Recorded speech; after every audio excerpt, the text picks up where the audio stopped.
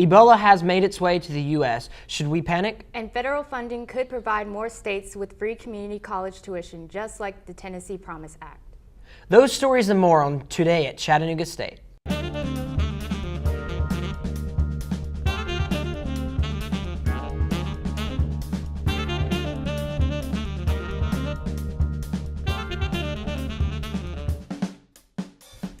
Hi, I'm Kiara Green.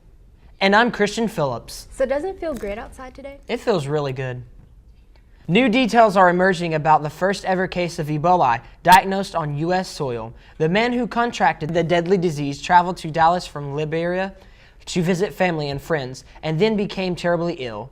Paulo Sandoval has more on the effort to find anyone he may have made contact with. Faced with the first ever Ebola case diagnosed in the U.S., health officials in Texas are scrambling.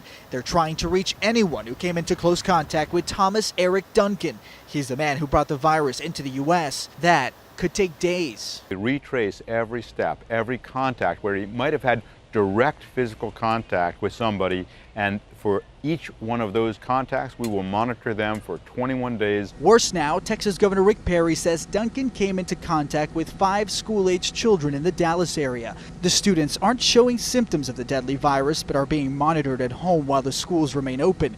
Duncan is now under intensive care, isolated in serious condition at a Dallas hospital. He contracted the disease after leaving the Ebola hotspot of Liberia on September 19th.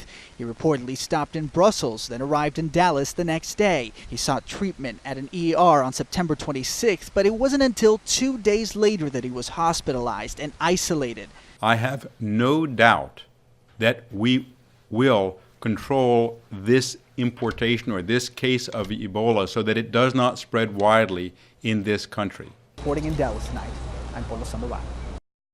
Wow, that is still really scary. I hope this disease doesn't spread. Well, for something to take our minds off Ebola, here's Caitlin Lewis with Entertainment News. Thanks. The Maze Runner is about a boy named Thomas who is deposited into a community with many different boys.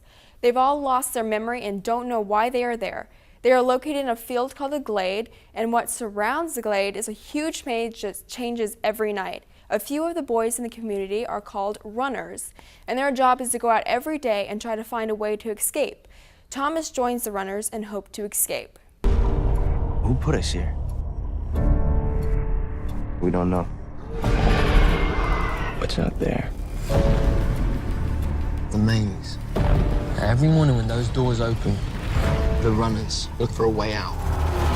And no one has ever survived a night in the maze.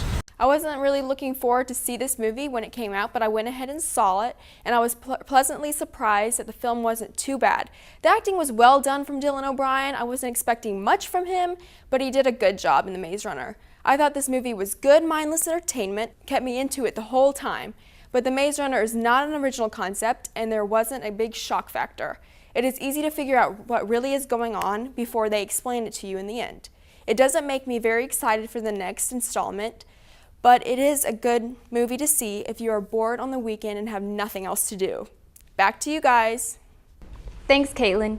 In what would appear to be support for Tennessee Governor Haslam's bid to provide 2 years of community college free to every high school graduate beginning in fall 2015, Vice President Biden and Secretary Aaron Duncan announced federal funding for similar efforts around the nation. Our national security depends upon our economic security, but also our national security depends on us having the single best trained workforce in the world. And it matters.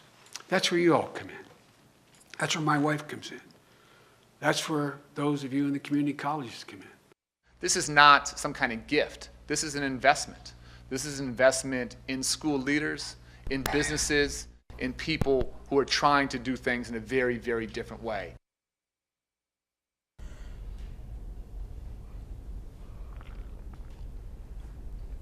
The only program in Tennessee to receive the new funding is Southwest Tennessee Community College in Memphis. The school will use those funds to expand their allied health programs. Like any college campus, there are aspects of Chattanooga State that students love and others that they hate. Typically, you hear about parking or long lines to buy books, but we went out to see what students say are their likes or dislikes about Chat State. There's and the best thing is probably the people because they're so nice, and the worst thing is labs. That you can choose your classes compared to, you know, like high school. The worst thing that I'd probably say about Chat State is you're kind of on your own like an adult. I think the things that I like about Chat State the best are the way that teachers engage their students and really have a passion to teach their students and to show them that this is what you need to do to succeed and this is how you can do it. The amount of kids here, the amount of like students, I'm more into like smaller colleges, but I mean like community colleges is about as small as it can get for me. So what do you like best about Chat State? I really like how the teachers and the campus really is. Me too. Here's a look at just a few of the activities coming up on campus. Tonight is Midnight Madness. Help kick off the Chat State basketball season with free food and music and t-shirts to the first 100 people through the doors. The doors open at 11:30 p.m. for scrimmage along with a 3-point shootout and dunk contest that begins promptly at midnight. Comedy improvisation returns to Chattanooga State with second-year students of the Professional Actor Training Program, joined by talented faculty and staff. All scenes are improvised from audience suggestions. If you like Whose Line Is It Anyway, you'll love Friday Night Comedy Improv. For all ages, family friendly, check out what these actors can do with your ideas. Well, let's take a look at weather. Here's Brandon. Thanks, Christian. It'll be rainy on Fridays and the highs in the 70s, then sunny and cool this weekend. Cloudy and cooler next week. It's time to get those sleeves out. Back to you, Christian and Caitlin. Well, that's it for today at Chattanooga State. Be sure to check us out each week online on Comcast Cable 3. Have a great day.